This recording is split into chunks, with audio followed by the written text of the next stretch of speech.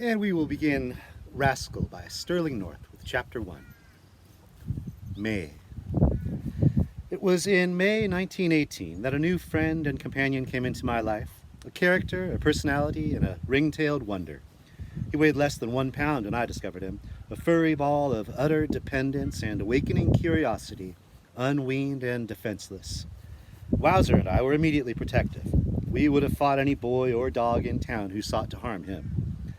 Wowzer was an exceptionally intelligent and responsible watchdog, guarding our house and lawns and gardens, and all my pets. But because of his vast size, 170 pounds of muscled grace and elegance, he seldom had to resort to violence. He could shake any dog on the block as a terrier shakes a rat. Wowzer never started a fight, but after being challenged, badgered, and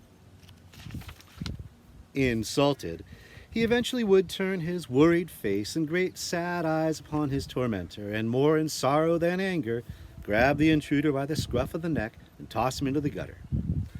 Wowzer was an affectionate, perpetually hungry St. Bernard. Like most dogs of his breed, he drooled a little.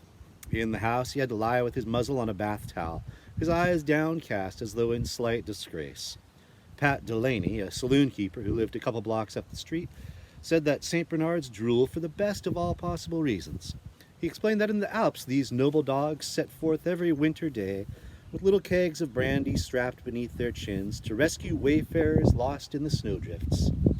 Generations of carrying the brandy, of which they have never tasted so much as a blessed drop, have made them so thirsty that they continuously drool.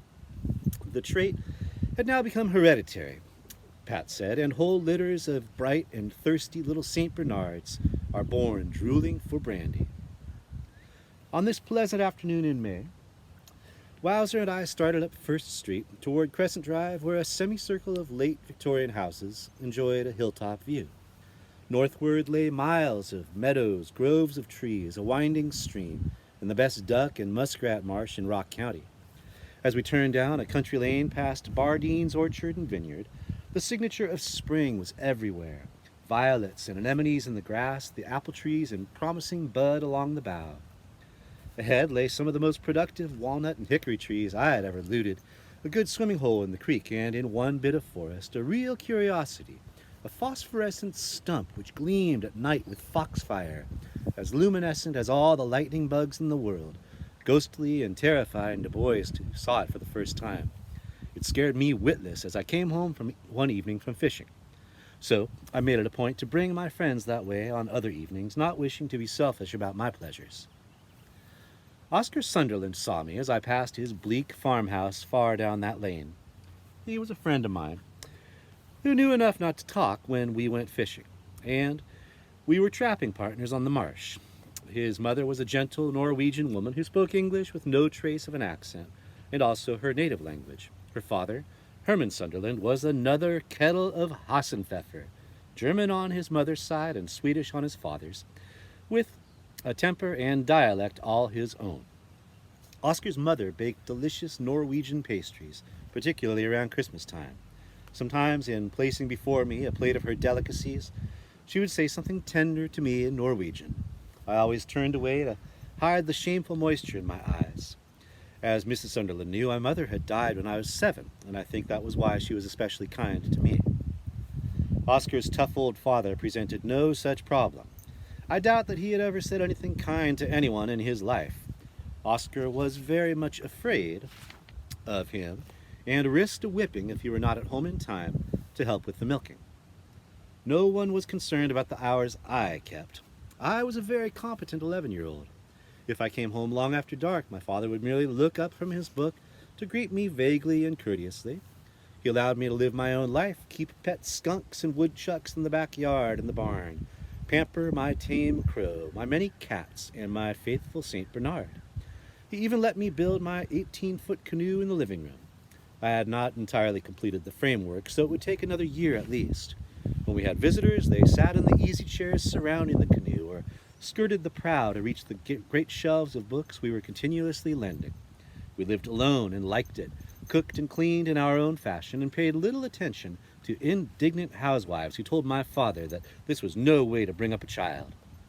My father agreed amiably that this might well be true, and then returned to his endless research for a novel concerning the Fox and Winnebago Indians, for which some reason was never published. I'm headed for Wentworth's Woods, I told Oscar, and I may not start home before moonrise. Wait a minute, Oscar said. We'll need something to eat. He returned so swiftly, with a paper sack filled with coffee cake and cookies, that I knew he had swiped them. You'll get a licking when you get home. Ishkabibble, I should worry, Oscar said, a happy grin spreading across his wide face. We crossed the creek and the stepping stones below the dam. Pickerel were making their seasonal run up the stream. We nearly caught one with our hands as he snaked his way between the stones. Killdeer started up from the marshy shallows, crying, "Killdeer, killdeer," as though a storm were brewing. Wowzer had many virtues, but he was not a hunting dog, so we were much surprised when in Wentworth's Woods he came to a virtual point. Oscar and I waited silently while the St. Bernard, on his great paws, padded softly to the hollow base of a rotten stump. He sniffed the hole critically, then turned and whined, telling us plainly that something lived in that den. "Dig him out, Wowzer," I shouted. "He won't dig," Oscar predicted. "He's too lazy." "You just watched," I said loyally, but I wasn't betting any glass marbles. In another minute, Wowzer was making the dirt fly, and Oscar and I were helping in a frenzy of excitement. We scooped the soft earth with our hands and used our pocket knives when we came to old decaying roots. "I bet it's a fox," I panted hopefully. "Probably an old woodchuck," Oscar said. But we couldn't have been more surprised when a furious mother raccoon exploded from her lair, screaming her rage and dismay. Wowzer nearly fell over backward to avoid the flying claws and the slashing little teeth. A moment later, the big raccoon had racked her way up a slender oak tree. 30 feet above us, she continued to scream and scold. In plain sight now, within the den, we found 4 baby raccoons, a month old perhaps. The entire litter of kits might easily have fitted within my cap. Each tail had 5 black rings. Each small face had a sharp black mask. 8 bright eyes peered up at us, filled with wonder and worry. And from 4 inquiring little mouths came whimpered questions. "Good old Wowzer," I said. "That's a pretty good dog you got there," Oscar admitted, "but you better hold him back." "Well, he wouldn't hurt him. He takes care of all my pets." In fact, the big dog settled down with a sigh of satisfaction, as near to the nest as possible, ready to adopt one or all of these interesting little creatures. But there was one service he could not render. He could not feed them. "Well, we can't take them home without their mother," I told Oscar. "They're too young." "How do we catch the mother?" Oscar asked. "We draw straws." "And then what?" "The one who gets the short straw shinnies up the tree and catches her." "Oh, no," Oscar said. "Oh, no, you don't. I ain't that crazy." "Come on, Oscar." "No, sirree." But at just this moment, the 4 little raccoons set up such a plaintive quavering that we all felt miserable. We had to catch that mother raccoon. Wowzer was as sad as I was. He pointed his big muzzle toward the evening sky and howled mournfully. "Well," Oscar said, kicking his shoe into the fresh earth, "I better be getting home to help with the milking." "Quitter," I taunted. "Who's a quitter?" "You're a quitter." "Well, okay, I'll draw straws, but I think you're loony." I held the straws, and Oscar drew the long one. Naturally, I had to live up to my part of the bargain. I looked far above me. In the fading glow of the sunset, there she still was, 20 pounds of ring-tailed dynamite. I patted Wowzer as though for the last time, and began my tough scramble up that slender trunk. As I shinnied up the tree, in no great hurry to tangle with the raccoon, I had one piece of good fortune. The full moon began to rise above an eastern hill, giving me a little more light for my dangerous maneuver.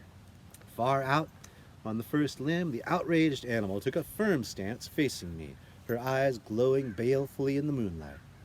"I'm going to cut off the branch with my jackknife," I told Oscar. "And then what?" "You're supposed to catch her when she falls in the hazel brush." Oscar suggested that I had bats in my belfry, but he took off his corduroy jacket and prepared to throw it over the raccoon in a do-or-die effort for which he had little enthusiasm. Whittling through 2½ inches of white oak with a fairly dull jackknife is a laborious process, as I soon discovered. I was in a cramped position, holding on with my left hand and hacking away at the wood with my right, and I feared the raccoon might try to rush me when the limb began to break. The moon rose slowly through the trees, as blisters rose slowly on my right hand. But I couldn't weaken now. From far below came the whimpering of the raccoon kits, and an occasional mournful howl from Wowzer. Tree toads and frogs in the swamp began their chorus, and a little screech owl, sounding almost like another raccoon, added an eerie tremolo. "How you coming?" Oscar asked. "Coming fine. Get ready to catch her. Get ready to catch her." "Count on me," Oscar said, his voice less convincing than his brave words. The tasseled limb of the white oak sighed at last, broke with a snap, and drifted down to the hazel brush below. Oscar tried. I will give him credit for that. He tangled for 5 seconds with that raccoon and then retreated with a damaged jacket. 3 of the little raccoons, hearing their mother's call, trundled with amazing swiftness into the hazel brush to follow her and were gone. Oscar, however, was quick enough to cup 1 kit in his cap, our only reward for our labor, but reward enough, as time would prove. As nearly as we could tell, the handsome, sharply marked little animal was covered only with soft gray underfur, having few of the darker guard hairs which later gleam on the adult raccoon. He was the only baby raccoon I ever held in my hands, and as he nestled upward like a quail chick and nuzzled like a puppy seeking its mother's milk, I was both overwhelmed with the ecstasy of ownership and frightened by the enormous responsibility we had assumed. Wowzer romped beside us in the moonlight, often coming to sniff and lick the new pet we had found, this bit of masked mischief which had stolen his heart as well as my own. "He's yours," Oscar said sadly. "My old man would never let me keep him. He shot a coon in the chicken house just a few weeks ago."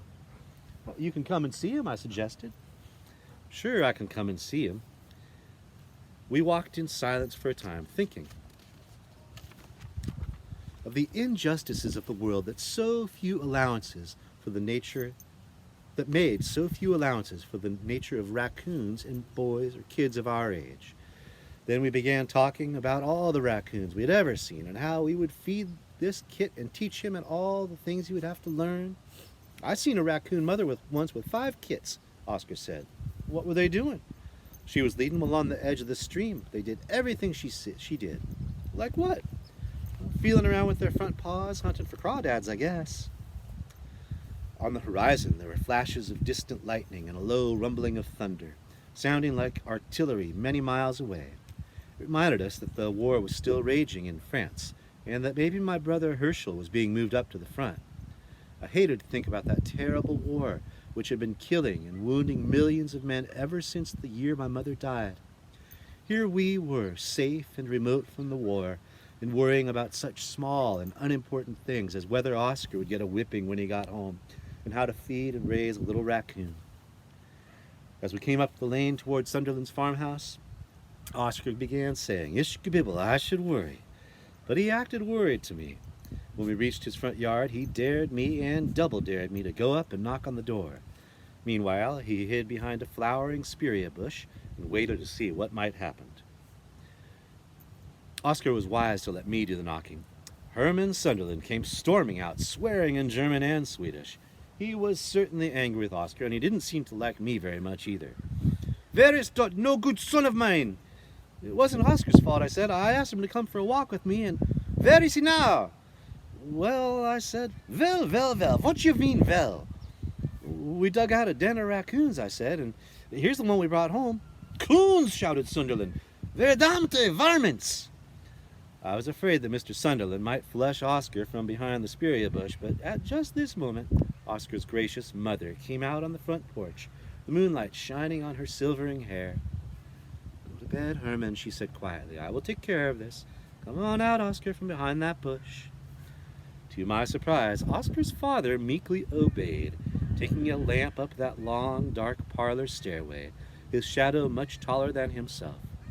And Oscar's mother took us to the kitchen, where she fed us a warm supper and began to heat a little milk to the temperature that would be right for a human baby. "It is hungry, the little one," she said, petting the small raccoon. "Go fetch a clean wheat straw, Oscar." She filled her own mouth with warm milk, put the wheat straw between her lips, and slanted the straw down to the mouth of the little raccoon. I watched, fascinated, as my new pet took the straw eagerly and began to nurse. "Look how the little one eats," Oscar's mother said. This is the way you will have to feed him, Sterling.